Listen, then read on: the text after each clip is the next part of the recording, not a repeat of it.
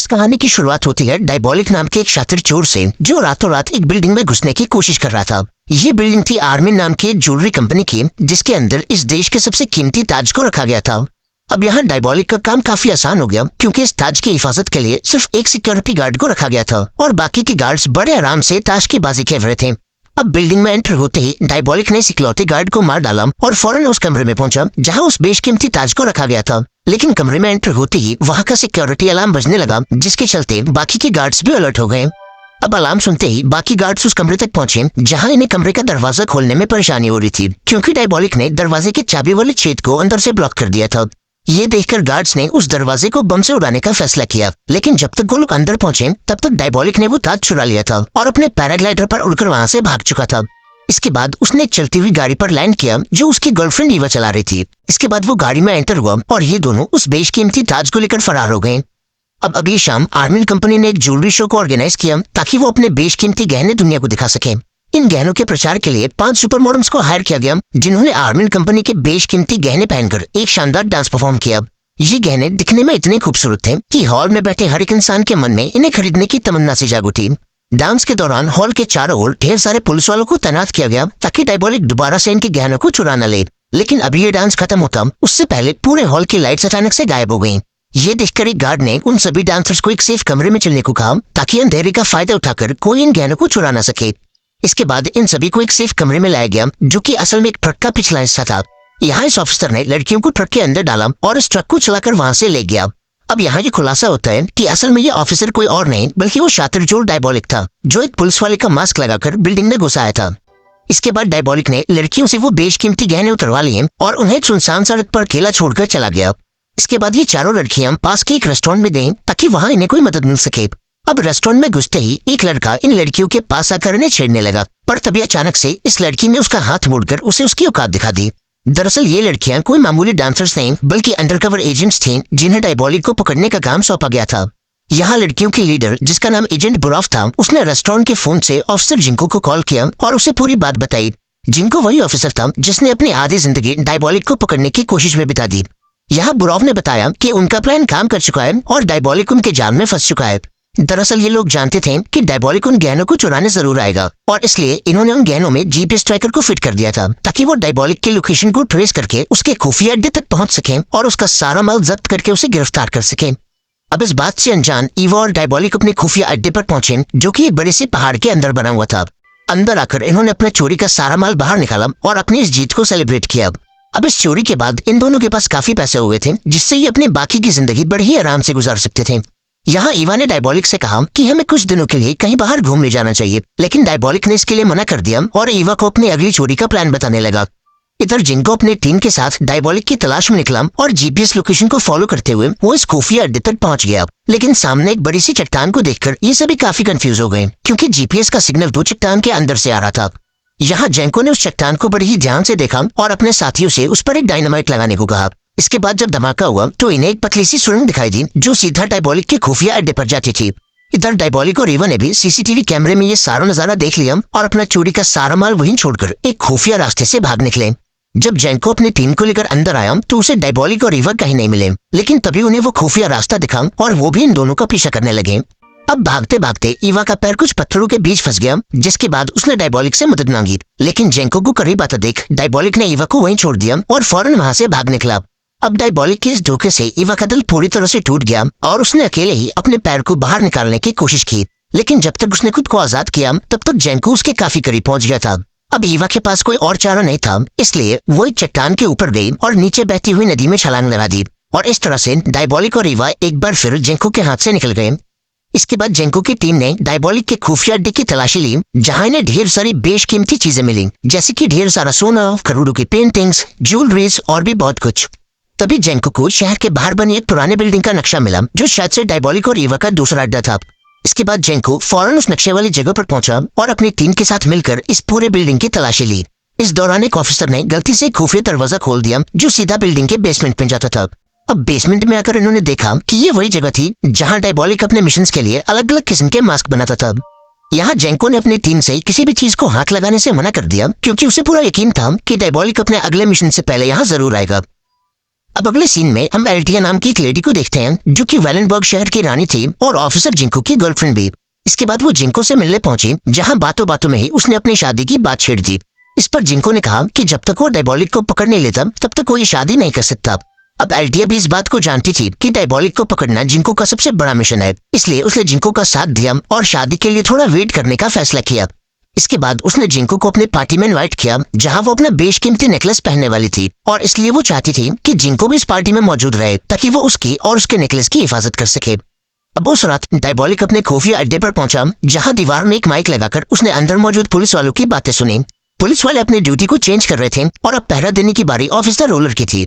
थोड़ी देर बाद डायबॉलिक ने बेसमेंट का दरवाजा खोल दिया और ये देखते ही एजेंट रोलर ने उस पर गोलियों की बारिश कर दी। हालांकि डायबॉलिक पर इसका कोई असर नहीं हुआ, क्योंकि इन दोनों के बीच में कांच की एक मोटी सी दीवार मौजूद थी। अब गोलियों की आवाज को सुनकर वहां मौजूद सभी ऑफिसर्स अलर्ट हो गए और फौरन बिल्डिंग के बेसमेंट में पहुंचे। यहाँ उन्होंने देखा कि रोलर जमीन पर बेहोश पड़ा है और डायबॉलिक अपनी मास्क वाली मशीन को चुराकर भाग चुका है।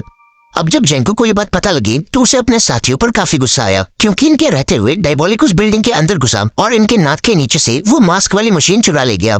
अब अगले दिन जेंको के आला अफसरों ने उसे आगे के मिशन की प्लानिंग के लिए बुलाया।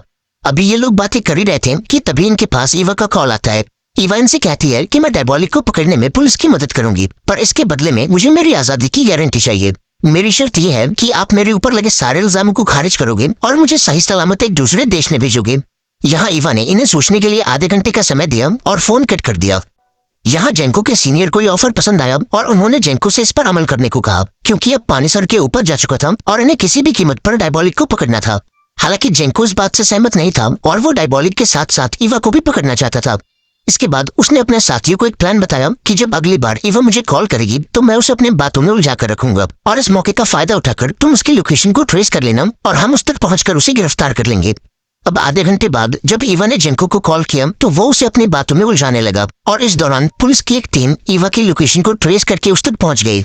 उन्होंने देखा कि ईवा किसी खुफिया अड्डे से नहीं बल्कि सड़क किनारे बने एक फोन बूथ से कॉल कर रही थी। अब ईवा ने भी पुलिस को अपनी तरफ आते देख लिया और बड़ी सफाई से वहां मौजूद एक सुरंग से 9-11 हो गई और इस तरह से जेंको का प्लान एक बार फिर से फेल हो गया। इधर दूसरी तरफ एलेना नाम की एक लेडी ऑफिसर डायबॉलिक के अड्डे से मिले सामान की जांच कर रही थी और इस दौरान उसने ये नोटिस किया कि उन गहनों में से एक ब्रेसलेट कहीं गायब है।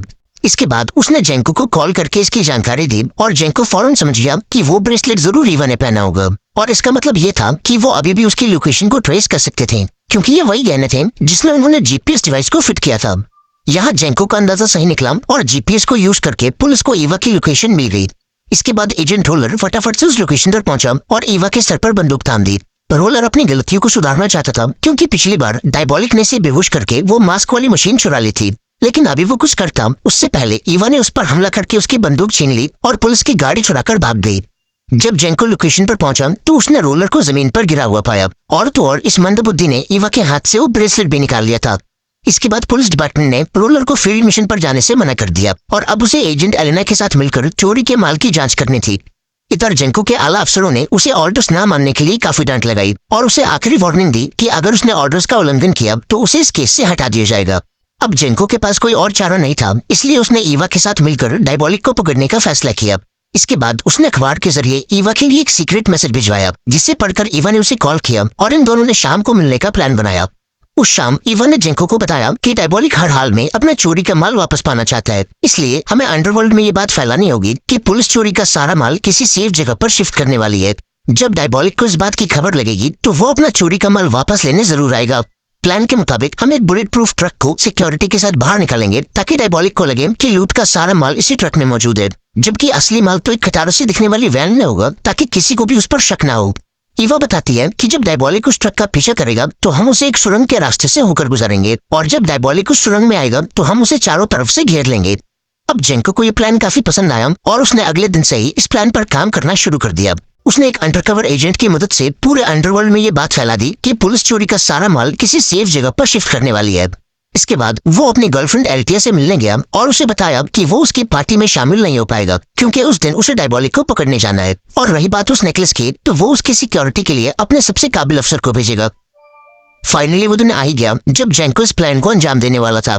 इधर दूसरी तरफ एल्टिया ने पार्टी के लिए शहर की सबसे काबिल मेकअप आर्टिस्ट को बुलाया और पार्टी में जाने के लिए तैयार होने लगी। इधर मिशन के लिए कमांडोज की एक टुकड़ी बनाई गई और उन्हें डायबॉलिक को पकड़ने का पूरा प्लान समझाया गया। इसके बाद ऑफिसर ने सभी से पूछा कि वो असली माल वाली खटारा वैन कौन चलाएगा। यहाँ रोलर कहता है कि असली माल वाली गाड़ी वो चलाएगा क्योंकि वो अपनी पुरानी गलतियों को सुधार कर खुद को साबित करना चाहता है। यहाँ एलेना ने उसे रोकने की काफी कोशिश की, लेकिन रोलर इसके लिए नहीं माना और खुद उस गाड़ी को चलाने का फैसला किया। इसके बाद लूट का सारा माल एक साधारण से वैन में डाल दिया गया और अब सभी लोग इस मिशन पर जाने के लिए बिल्कुल तैयार थे। अब ऑर्डर्स मिलते ही उस बुलेट प्रूफ ट्रक को भारी भरकम सिक्योरिटी के साथ बाहर निकाला गया और थोड़ी देर बाद रोलर असली माल वाली गाड़ी को लेकर उल्टी दिशा में निकल गया। इधर जैसे ही पुलिस की गाड़ी सुरंग में पहुंची तो किसी ने जानबूझकर उसके एग्जिट को ब्लॉक कर दिया। तभी अचानक से ये पूरी सुरंग धुएं से भर गई और इसी धुएं के बीच एक अनजान आदमी पुलिस की तरफ बढ़ने लगा। ये देखते ही सभी पुलिस वालों ने अपनी बंदूक निकाल ली, लेकिन जब उन्होंने पास जाकर देखा तो ये कोई आदमी नहीं बल्कि एक मोम का पुतला था। इधर पार्टी में जब एल्टी अपने उस नेकलेस को पहनने गई तो उसे उसका नेकलेस कहीं नहीं मिला, जिसका मतलब ये था कि उसकी ये बेशकीमती अमानत चोरी हो चुकी है। इसके बाद हम रोलर को देखते हैं जो हाईवे से रास्ता बदलकर जंगल के एक सुनसान सड़क पर जाने लगा। थोड़ी देर बाद वो अपनी गाड़ी से बाहर आया जहां उसकी मुलाकात ईवा से हुई और अब ये खुलासा हुआ कि ईवा ने एल्टिया की मेकअप आर्टिस्ट का भेष बदलकर उसका वो बेशकीमती नेकलेस चुरा लिया था। इसके बाद रोलर ने भी अपने चेहरे से मास्क हटाया जो असल में रोलर नहीं बल्कि वो शातिर चोर डायबॉलिक था। अब हमें फ्लैशबैक में बताया जाता है कि ये सब डायबॉलिक का एक प्लान था ताकि वो पुलिस को बेवकूफ बना सके। उस दिन भागते वक्त उसने जानबूझकर ईवा को पीछे छोड़ दिया ताकि जेंको को ऐसा लगे कि उसने ईवा को धोखा दे दिया है और वो उसकी कई बातों पर यकीन कर ले। उधर जब ईवा पानी में कूदी तो वो एक खुफिया रास्ते से होकर बच निकली। इसके बाद जब डायबॉलिक का सामना रोलर से हुआ तो उसने रोलर को जान से मार डाला और उसके चेहरे का मास्क बनाकर उसकी जगह ले ली और इस तरह से डायबॉलिक ने पूरे पुलिस डिपार्टमेंट को बेवकूफ बनाया और अपना लूट का माल दोबारा से चुरा लिया। इधर जब जेंको को ये बात पता लगी तो वो पूरी तरह से टूट गया क्योंकि ना तो वो डायबॉलिक को पकड़ सका और ना ही एल्टिया का वो नेकलेस बचा सका। इधर ईवा और डायबॉलिक ने लूट का सारा माल चुराकर ये शहर छोड़ दिया और एक नए शहर में अपनी एक नई जिंदगी शुरू की। और इसी के साथ ये शानदार मूवी यहाँ पर एंड हो गई।